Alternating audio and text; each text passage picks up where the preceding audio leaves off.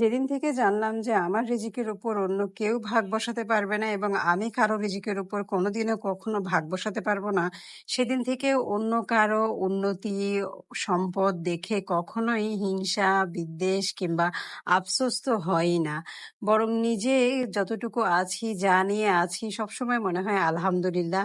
এবং নিজে যে পর্যায়ে আছি, নিজেকে সবসময় সেই পর্যায় থেকে উন্নত করার জন্য একটা পরিশ্রম করার তাগিদ অনুভব করি।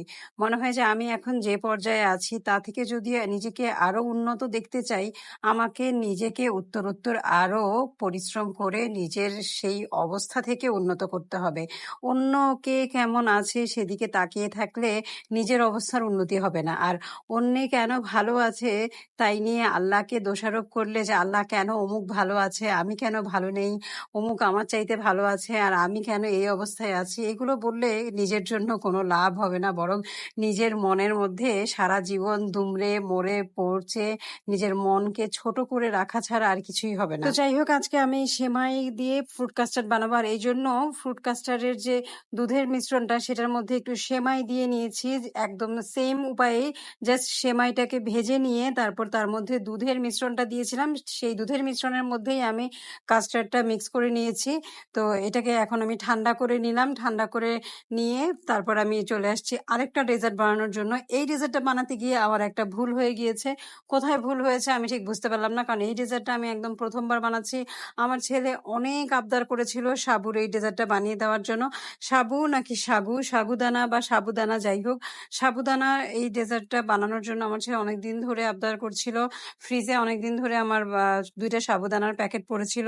আমি বানাবো বানাবো করে বানাচ্ছিলাম না। তো আমি ভাবলাম যে আজকে একসাথেই 2টা বানিয়ে ফেলি, কারণ আজকে একটা স্পেশাল দিন। আমার শাওয়াল মাসের 6টা রোজা আমি শেষ করেছি। ভাবলাম যে আজকে ছুটির দিনও আছে, বানিয়ে ফেলি স্পেশাল 2টা ডেজার্ট। আমার ইফতারও সারা হবে, আমার ছেলের জন্য এই সাবুদানার ডেজার্টটাও বানানো হবে। তো আমি দুধটা জাল দেওয়ার পর যেই আমি সাবুদানাটা ভিজিয়ে রেখেছিলাম আগে থেকে একটু পানির মধ্যে, সাবুদানাটা যখন ফুলে উঠেছিল তখন আমি এই ভিজিয়ে রাখা সাবুদানাটা দুধের মধ্যে দিয়েছিলাম, আর সাথে সাথেই দুধটা ফেটে গেল। কেন ফেটে গেল ঠিক বুঝতে পারলাম না। তো যাই হোক, দুধটা ছানা হয়ে গেল। তো এখন ছানা আর সাবুদানার পায়েস হয়ে গেল। আমার ছেলে অবশ্য তাতেই খুশি। সে ও তো আর জানে না এটা কিভাবে খেতে হয়। তো যাই হোক, এই ছানা এবং সাবুদানার পায়েস দেখেও সে ভীষণ খুশি এবং সে খেয়ে আমাকে বলেছিল, আই লাভ ইউ মা, তুমি আমার পছন্দের পায়েস রান্না করে দিয়েছো। কারণ ও মিষ্টি জাতীয় খাবার খুব পছন্দ করে, খুব পছন্দ করে। এটা দেখেও সে এত খুশি হয়েছে যে আমি তার পছন্দের, সে অনেক চাইছিল এবং সে পেয়েছে, আমি তাকে রান্না করে দিয়েছি, তাতেই সে ভীষণ খুশি। তো আমি তারপর আমার মেয়েকে দিলাম যে তোমাকেও খেতে হবে। ওকে যদিও অল্প করে দিয়েছি এবং ও তারপরে কষ্ট করে অল্প একটু খেয়েছে। তো যাই হোক, তারপরে আমি বিকেলবেলা চলে আসলাম আমার ইফতারের আয়োজন করার জন্য। তো ইফতারের জন্য কাস্টার্ডের বাকি অংশে প্রিপারেশন করতে, ফ্রুটস কাটাকাটি করতে লেগে গেলাম আমি আসরের নামাজ পড়েই। তো এখানে আমি আঙুর, তারপর আপেল নিয়ে নিলাম, সাথে তরমুজ এনেছিলাম, সেই তরমুজটাও কাটবো বলে নিয়ে নিয়েছি। এছাড়া আমি ভাবলাম যে দই আছে, দই দিয়ে একটা লাসি বানিয়ে নিব। তো এখানে প্রথমেই আমি আঙুরগুলো থেকে বিচি ফেলে দিচ্ছি, কারণ তারপর দেখা যাবে যে কাস্টার্ড খাওয়ার সময় আঙুরের যে বড় বড় বিচিগুলা, কারণ আঙুরগুলা বেশ বড় সাইজেরই ছিল। তো এই সাইজে বড় হওয়ার কারণে দেখা গেল যে আঙুরের বিচিগুলোও বড় বড়, প্রায় 2টা 3টা করে বিচি ছিল একটার মধ্যে। তো যার কারণে দেখা গেল যে এই বিচিগুলো যদি কামড়ে পড়ে তাহলে খেতে খুব বাজে লাগবে, যার কারণে আমি বিচিগুলো ফেলে নিয়েছি। তারপর আমি আপেল কেটে নিয়েছি, একদম ছোট ছোট বাইট সাইজ করে আপেল কেটে নিয়েছি।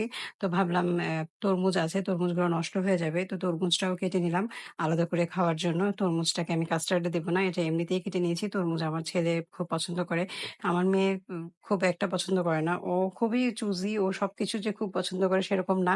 অন্যদিকে আমার ছেলে সবকিছুই খুব পছন্দ করে। দেখা যাবে যে সবকিছুই আমি বলি যে আমার ছেলের খুব পছন্দ, আমার ছেলের খুব পছন্দ, আসলেই তাই। আমার ছেলেকে যেটাই দেই সেটাই সে খুব পছন্দ করে খায়। এই যে ওকে ফ্রুটস যাই দিই তাই খায় পছন্দ করে, ও আমার মতো হয়েছে, ফ্রুটস খুবই পছন্দ করে। আর অন্যদিকে আমার মেয়ে, সে সবকিছু খুব একটা পছন্দ করে না। ওর লেবু পছন্দ, আম পছন্দ, মানে যেগুলো একটু টক জাতীয় ফ্রুটস সেগুলো সে খুব পছন্দ করে, কমলা পছন্দ করে, কিন্তু বাকি আরকি যে মিষ্টি যেগুলা সেগুলো খুব একটা সে পছন্দ করে না। তো যাই হোক আমি এরপরে চলে আসলাম যে লাচ্ছিটা বানাবো সেটা বানানোর জন্য। এর মধ্যে আমি একটু যে চাট মসলা আছে বাসায়, দইয়ের সঙ্গে একটু চাট মসলা দিয়েছি, একটু মধু দিয়েছি, পানি দিয়েছি, দিয়ে নিজের মন মতো করে আমার ঘরে আসলে যা থাকে তাই দিয়ে বানিয়ে নিই। আমার এখানে কোনো এক্সাক্ট কোনো ফর্মুলা নেই। বাসায় যখন যেটা থাকে বোরহানি মসলা থাকে বোরহানি মসলাও দিয়ে দিই মাঝে। আম পুদিনা পাতা বা ধনেপাতা থাকার ধার-ধারি না। যেটা থাকে তাই দিয়ে একটা কিছু বানিয়ে দেই।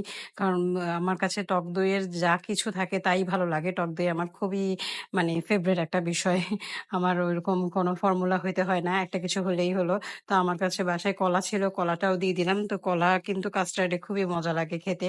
তো আমি এখানে কলা, তারপরে আঙুর, আপেল আর এখানে ক্র্যানবেরি আছে। আর সাথে নিয়ে নিয়েছি পেস্তা বাদাম। পেস্তা বাদাম দিলে কিন্তু খেতে খুবই মজা লাগে। তো এই সবকিছু দিয়েছি, দিয়ে একসাথে মিক্স করে নিয়েছি। এরপর উপর দিয়ে গার্নিশ করার জন্য আরো কিছু ক্র্যানবেরি দিয়ে দিলাম। তো এই কাস্টার্ডটা ঠান্ডা খেতে কিন্তু খুবই মজা। যেহেতু আমি এই সেমাইয়ের কাস্টার্ডের যে মিশ্রণটা এটাকে প্রায় অনেকটা সময় ফ্রিজের মধ্যে রেখেছিলাম। এটা অলরেডি ঠান্ডা হয়ে আছে। তো এটা খেতে যে কত মজা লেগেছে এটা বলে বোঝাতে পারব না। আপনারা বানিয়ে যখন খাবেন তখনই বুঝতে পারবেন। এটা নরমাল কাস্টার্ড যেরকম খেতে মজা লাগে তার চাইতে আরো বেশি মজা হয়। কারণ এই সেমাইটা খেতে এমনিতেই মজা হয়েছে। ঘন একটা সেমাই দুধের সঙ্গে যখন কাস্টার্ডের সঙ্গে মিশে ঘন হয়ে যায় তখন এমনিতেই খেতে মজা হয়েছিল। আর সাথে তো আমি সাবুদানা এবং ছানার যে পায়েসটা বানিয়েছিলাম সেটাও কিন্তু খেতে বেশ ভালোই লেগেছিল। যেহেতু দুধটা ছানা কেটে গিয়েছিল, খেতে খুব একটা মন্দ লাগে নাই। ১ম বার বানিয়েছিলাম, জানি না কোথায় ভুল হয়েছে। তো আর এইদিকে আমার ইফতারের আয়োজন করাও শেষ হয়ে গেল। আর এবার আমার ভালো লাগছে এটা ভেবে যে আমার মোটামুটি শাওয়াল মাসের ৬ টা রোজাও শেষ হয়েছে। তো এই ছিল আমার আজকের ব্লগে। আল্লাহ হাফেজ।